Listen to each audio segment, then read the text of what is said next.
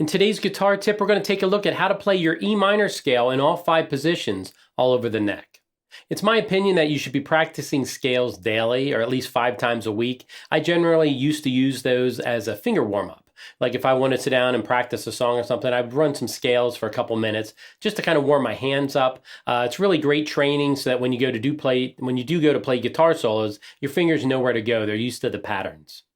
The most common scale on the guitar for rock is generally E minor. So I thought for this first lesson, we would at least go over the E minor, all 5 positions. So let's go ahead and get in, take a closer look, and see how we play them. So the first position we're going to play is E minor, position number 2. I'm choosing this one because this is the lowest full position that we can play. You can sort of play, I'll show you how to play position number 1, but there's a lot of open notes. So we're going to start with position number 2, and position number 2 is going to start on the 4th string with your first finger, whether it's G minor position 2 or C minor. To me, mentally, I think about where is the root on the 4th string. All right, so this is E right here. So we're going to start here. It's going to go 1, 2, flat 3, 4, 5, flat 6, flat 7, and then a whole step back to 1. Then we can continue the octave and go up and go 2, flat 3, and 4. Coming back.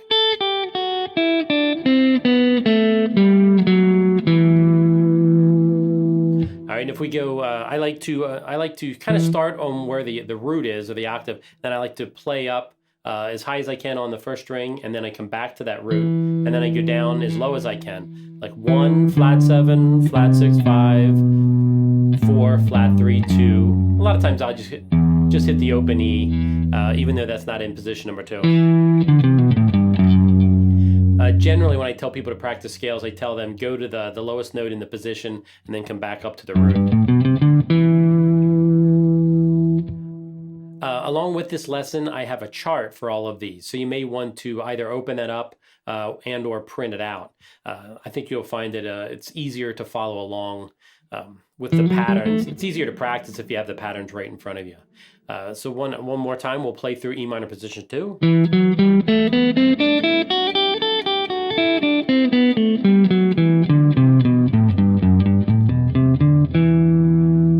One thing I do suggest is you can pick them kind of however you want, but if you want to get better at picking, I suggest doing alternate picking, going down, up, down, up, down, up.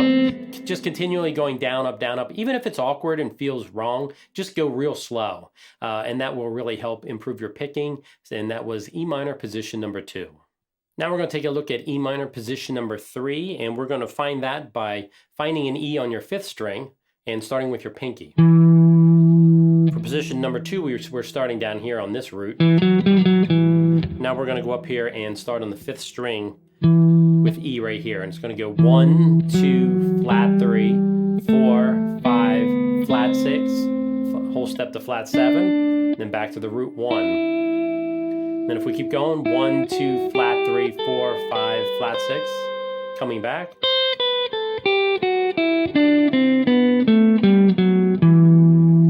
Once we get to this, you can get your flat 7 here, D, then flat 6, 5, 4, going back up. So let's run through that one more time.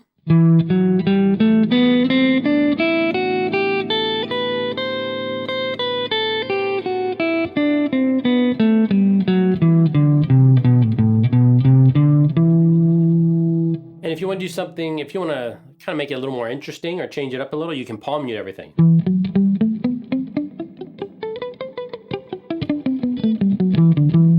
If you just want to change up the sound a little bit. All right, that was how you play position number 3 in E minor. Now we're going to take a look at E minor position number 4. To me, the 2 main patterns are going to be position number 1, and we're going to play it position number 1 up here, or this position here. Because you can play an E minor chord based off the 6th string there and based off the 5th string right here. So those are kind of the 2 main places a lot of people get really comfortable with and familiar, because that's where you're playing the chords at generally for E minor, or down here. All right, so we're going to start, instead of starting with position number 3, started with our pinky, but now we're going to start with our first finger on position on the 5th string, 7th fret here where E is, to do position number 4. So it's going to go 1, 2, flat 3, 4, 5, flat 6, flat 7, 1. Continuing on, we're going to go 2, flat 3, 4, 5, flat 6, flat 7. Coming back. Then we can go down lower here and get flat 7, flat 6, and 5. So scales isn't just about, oh, I'm running these boring scales. I'm doing my little exercise or workout. You want to learn these scales and then be creative with them. Because ultimately that's where everything is written from. It all comes from a scale. So you can take these scales, practice the actual physical position a couple times, then you can sit there and go.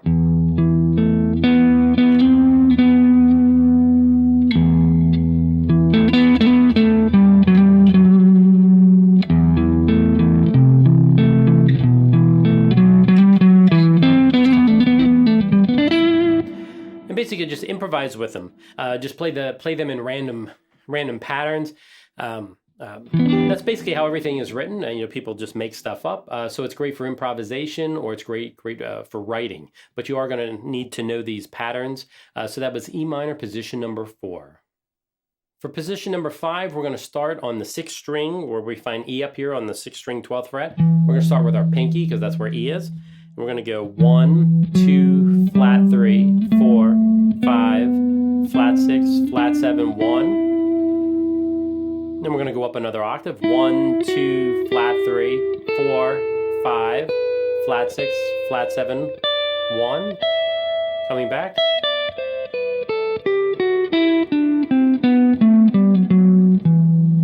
Then we can get down here and get to flat 7, back to 1. Let's go ahead and run through that one more time.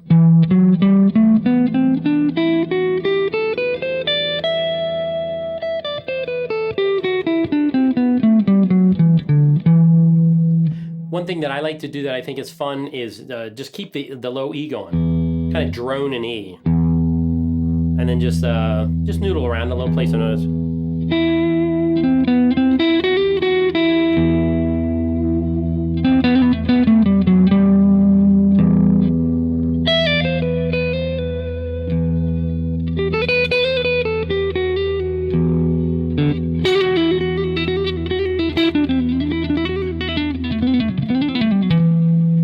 I was doing some legato there. I wasn't picking everything, but I think that's a fun exercise because you kind of have the music going a little in the background. And of course, if you have like I have a ditto looper, of course you could just kind of play an E minor chord and then have that kind of go, just keep repeating in the background while you play over top of your scale. That is fun as well. All right, so that was E minor, position number 5. All right, and the last position we're going to play here in E minor is position number 1.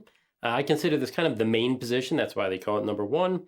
And we're going to start right up here on this E on the 12th fret. Instead of starting with our pinky, we're going to start with our first finger. And we're going to go 1, 2, flat 3, 4, whole step to 5, flat 6, flat 7, 1.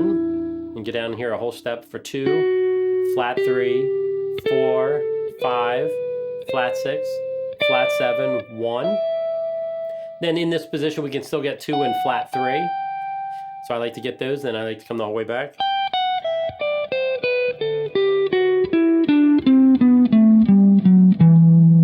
Something that I've learned over time is sometimes instead of going out of position for the shift, right here, instead of shifting down for 2, eventually I learned that it's almost easier if I just stretch up for 2. And what that does is that doesn't have you, then you're not shifting down a fret and then shifting back up. Not that that's hard, but if you're trying to play fast, it's almost easier just to stretch up so that this finger kind of stays kind of set along the 12th fret. And that was the E minor, position number 1. Now, if we get down here, you can take that position and play it down here. You can't get that 2 This G flat here, you can't get it, or F sharp, you can't get it off the neck here, but what you can do is you can go 1, 2, flat 3, 4, 5, flat 6, flat 7, 1. You can stretch up here to F sharp for 2, and then get the open G for flat 3.